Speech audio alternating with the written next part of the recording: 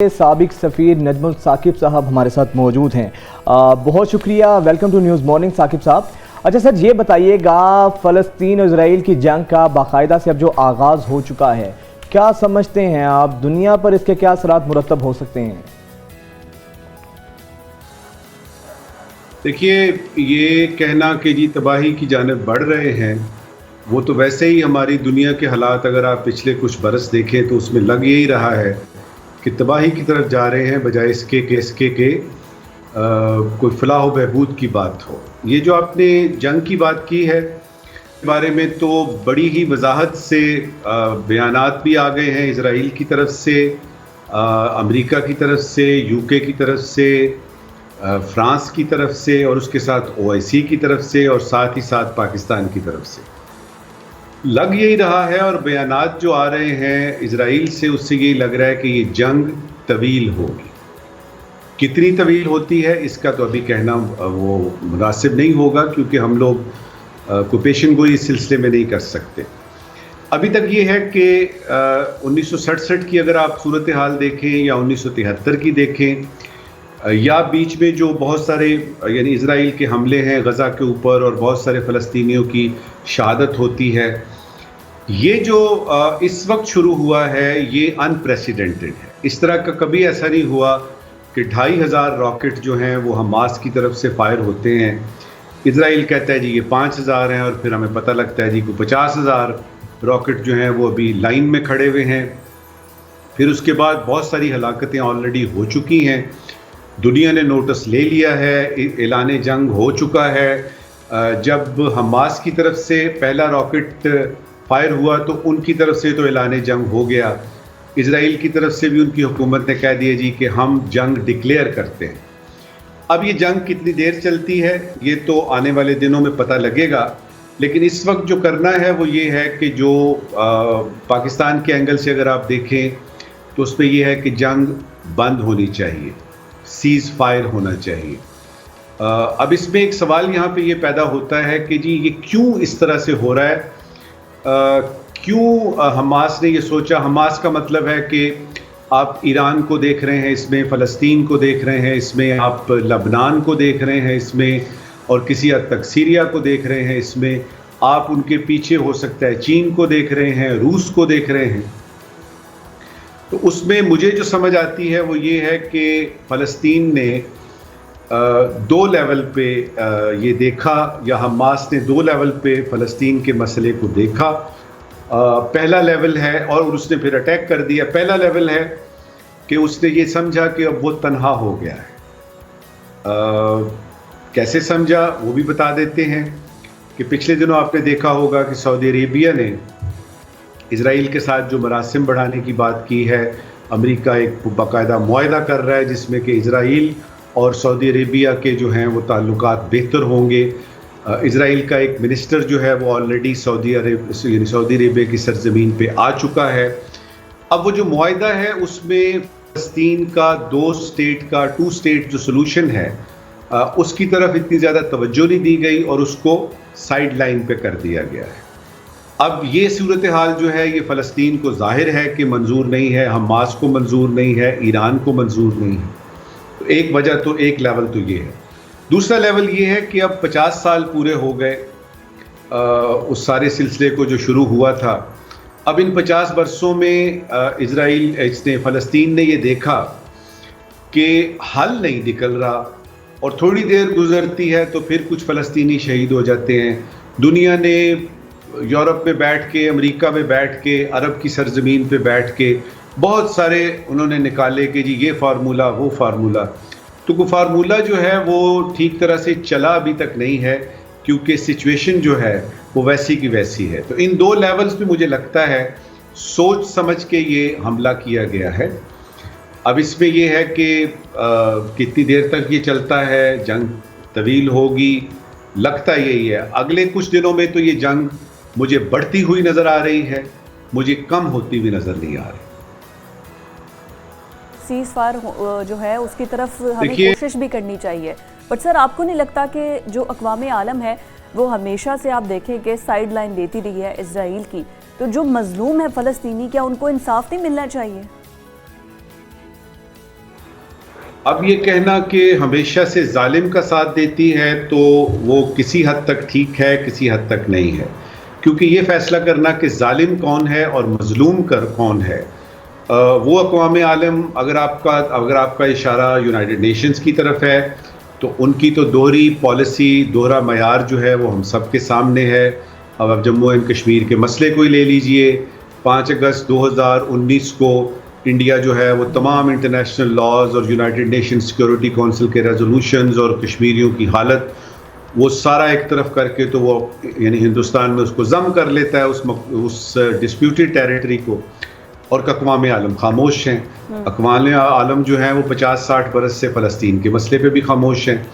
اب اس صورتحال میں یہ فیصلہ کرنا کہ ظالم کون ہے اور مظلوم کون ہے، اگر آپ پاکستان میں دیکھیں گے تو اس میں ظلم جو ہے وہ فلسطینیوں پہ ہو رہا ہے۔ اگر آپ اس کو فرانس میں بیٹھ کے دیکھیں گے یا واشنگٹن میں بیٹھ کے دیکھیں گے تو وہ یہ ہے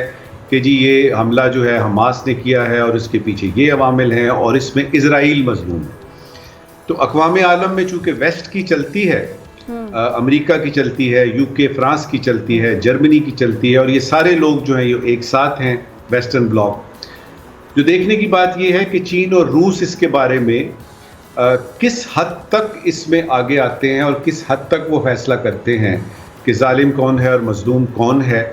اور پھر اس کے بعد اگر بیٹل لائنز ڈرا ہو چکی ہیں تو اس میں یہ صورتحال جو ہے یہ آگے بڑھتی۔ اچھا ثاقب صاحب یہ بتائیے گا سر، مسئلہ کشمیر کی بات ہو یا مسئلہ فلسطین کی بات ہو، ہمیشہ سے ہم نے یہ دیکھا ہے کہ ہمیشہ ان کو پس پش ڈالا جاتا ہے، حالانکہ دنیا کا رویہ، عالمی طاقتوں کا رویہ بالکل دوہرا معیار ہمیں سامنے نظر آتا ہے۔ مشرقی سوڈان ہو، ایسٹ تیمور ہو، تو وہاں پر تو فوراً سے پہلے ان کو حق دے دیا جاتا ہے۔ تو یہ جو اقوام عالم کا دوہرا رویہ ہے خاص طور پہ کشمیر اور فلسطین کے ساتھ، اس کی آپ کو کیا وجہ سمجھ آتی ہے؟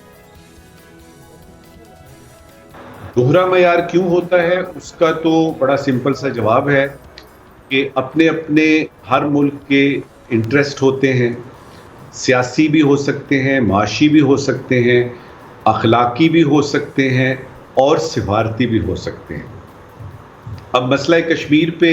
یا فلسطین کے مسئلے پہ کیوں ان کے دوہرے معیار ہیں؟ تو اب دیکھیے نا، اگر امریکہ کی آپ بات کرتے ہیں تو امریکہ اگر پاکستان کا کھل کے کہتا ہے جی کہ حمایت کرتا ہے اور کہتا ہے جی کہ ہندوستان کو یہ سارے اقدامات واپس لینے چاہیے اور کشمیریوں کو ان کے حقوق ملیں، تو جو تعلقات انڈیا اور یونائٹڈ اسٹیٹس کے ہیں اس پہ اثر پڑے گا، اس پہ، کیونکہ ویسٹ نے اور خاص طور پہ امریکہ نے چائنا کنٹینمنٹ کے لیے انڈیا کو یہاں رکھا ہوا ہے، ان کی بہت بڑی مارکیٹ ہے، دنیا کی سب سے بڑی آبادی اب ہو چکی ہے، چائنا کو کراس کر چکی ہے، بہت ساری جو ہے وہ توقعات وابستہ ہیں ان کی معاشی حالت سے اور ان کے سیاسی کلاؤڈ سے، ادھر سے کوارڈ بن رہا ہے، ادھر سے آکس بن رہا ہے اور بلاکس بن رہے ہیں۔ تو اس میں جب واشنگٹن میں یا پیرس میں یہ بات ہوتی ہے کہ جی حقوق کا ہم نے بات کرنی ہے کہ ہم نے اپنے ریئل انٹرسٹ دیکھنے ہیں، تو لہٰذا دوہرے معیار سامنے آتے ہیں، اور تکلیف کی بات ہے کیونکہ ایک طرف ہیومن رائٹس ڈیکلریشن پڑا ہوا ہے یونائٹڈ نیشنز میں، اس کی طرف کوئی توجہ نہیں دے رہا، بلکہ ابھی تو وہ بات بھی نہیں کرتے۔ تو عالمی طاقتوں کو یہ چاہیے کہ وہ they should call a speed a speed, اور دیکھیں کہ اس میں کون زیادتی کر رہا ہے، کون زیادتی کر رہا ہے، کس کو کتنی سپیس مل رہی ہے۔ بٹ سر ابھی یہ جو ریسنٹ انسیڈنٹ ہوا ہے، جس طرح سے حماس نے فائر داغے ہیں اور اعلان جنگ ہو چکا ہے، اب کوئی حل نکلتا نظر آئے گا؟ اب اگر اقوام عالم انٹروین کرے گی تو سیز فائر میں کچھ دونوں طرف سے کچھ برابر کے دونوں کو ملے، پھر کوئی حل نکلتا نظر آ رہا ہے آپ کو؟ مسئلہ فلسطین کا حل تو وہی ہے جو کہ پچھلے کوئی 50-60 برس سے فلسطینی کہہ رہے ہیں یا مسلم امہ کہہ رہی ہے کہ بھئی 2 اسٹیٹ بنائیں، ایک فلسطین کی بن جائے گی، ایک اسرائیل کی بن جائے گی، بات ختم کریں۔ یہ ہوگا کہ نہیں ہوگا اس کے بارے میں میں نے جس طرح آپ کو پہلے سوال کے جواب میں کہا کہ اس کے بارے میں بہت سارے فارمولا آ چکے ہیں، ان فارمولوں میں سے کوئی ایک بھی نہیں چلا، کیونکہ کچھ نہ کچھ ہو جاتا ہے۔ مثال کے طور پہ ابھی جو بات ہو رہی ہے کہ سعودی عربیہ اور اسرائیل کے تعلقات کو ٹھیک کیا جائے، وہ ڈپلومیٹک یعنی چیزیں شروع ہوں، پھر اس میں معاشیات بھی آئے گی، اس میں پھر سیاست بھی آئے گی، باقی بھی ہوگا، اس میں فلسطین کا مسئلہ جو ہے اگر آپ دیکھیں کہ سعودی عربیہ نے کیسے ڈیل کیا ہے اس کو، انہوں نے یہ کہا ہے جی کہ فلسطین کا جو بنیادی ہمارا ویو پوائنٹ ہے، سٹینڈ پوائنٹ ہے، یا ہمارا جو اصولی موقف ہے، اس میں کوئی تبدیلی نہیں آئے گی. لیکن وہ اس سے آگے بڑھے نہیں ہیں، اور انہوں نے یہ نہیں کہا کہ جی پہلے 2 اسٹیٹ والا سلوشن ہوگا تو پھر تعلقات ہوں گے سعودی عربیہ اور اسرائیل کے آپس میں تعلقات استوار ہوں گے. تو حل تو اس کا ساری دنیا کو پتہ ہے، لیکن یہ ہے کہ اپنے اپنے مقاصد اور اپنے اپنے سٹینڈ پوائنٹس اور اپنے اپنی جو ان کی اصولی موقف ہیں دنیا کے یا مختلف ملکوں کے، اس کے تحت وہ دیکھتے ہیں کہ اس کا مسئلے کا حل ہونا چاہیے کہ نہیں. مثال کے طور پہ امریکہ اور ویسٹ جو ہے وہ پوری طرح سے نظر آتا ہے کہ وہ اسرائیل کے ساتھ ہے، تو وہ چاہیں گے حل جو کہ اسرائیل کے حق میں ہو. اسرائیل کے حق میں یہ ہے کہ کوئی 2 اسٹیٹ سلوشن نہیں ہے. فلسطین کو وہ کہتے ہیں جی کہ کوئی ان کا کوئی حق نہیں ہے، یہ تاریخ میں لکھا ہوا ہے کہ یہ ہمارا علاقہ ہے اور ہمیں وہ مل چکا ہے. تو اس لیے یہ کہنا کہ حل کیا ہے وہ تو دنیا بھر کو پتا ہے. کیوں نہیں ہو رہا اس کا بھی میں نے جواب دے دیا ہے. اب تو دعا ہی کر سکتے ہیں کہ دنیا جو ہے اور خاص طور پہ جو بڑی طاقتیں ہیں وہ کچھ مل بیٹھیں اور دیکھیں کہ یہ انسانی جانوں کا ضیاع ہے، بلڈنگز تباہ ہو رہی ہیں. سر آپ نے سعودی عرب کی بات کی ہے، تو آپ کو لگتا ہے کہ سعودی عرب کو ویسے بھی عالم اسلام میں بڑی ایک قدر کی نگاہ سے دیکھا جاتا ہے، تو سعودی عرب اس سارے کنفلکٹ میں کوئی اپنا کردار ادا کر سکے، آپ کو لگتا ہے؟ سعودی عرب بالکل ثالث کا کردار ادا کر رہا ہے، اور سعودی عربیہ کی حمایت ہمیشہ سے فلسطین پہ مسلمانوں کے ساتھ رہی ہے. سعودی عربیہ نے ہمیشہ یہ کہا کہ 2 اسٹیٹ ہونی چاہیے، 2 ریاستیں بننی چاہیے. اس صورتحال میں ذرا مشکل صورتحال ہے جہاں تک سعودی عربیہ کی فارن پالیسی کا تعلق ہے. دیکھیے ابھی ان کے ایران سے تعلقات اچھے ہوئے ہیں. چائنا نے ایران اور سعودی عربیہ کو قریب لانے میں ایک کلیدی کردار ادا کیا، اس میں پاکستان کا بھی چھوٹا سا کردار ہے. ابھی ان کے حالات ٹھیک ہوئے ہیں، اور ہمیں یہ بھی پتہ ہے کہ حماس کے لیے جنہوں نے کہ یہ اٹیک کیا ہے ایران کا بڑا سافٹ کارنر ہے. ہمیں یہ بھی پتہ ہے کہ ایران کو سعودی عربیہ اور اسرائیل کا قریب آنا بھی اچھا نہیں لگ رہا. تو یہ ساری صورتحال کو اگر میں دیکھوں تو اس وقت شاید سعودی عربیہ ان کے اپنے نیشنل انٹرسٹ میں ان میں بڑا مشکل ہے یہ کہ وہ ثالث کا کردار ادا کریں. ہاں ان کی خواہشات یہی ہوں گی کہ جنگ بند ہو، امن ہو.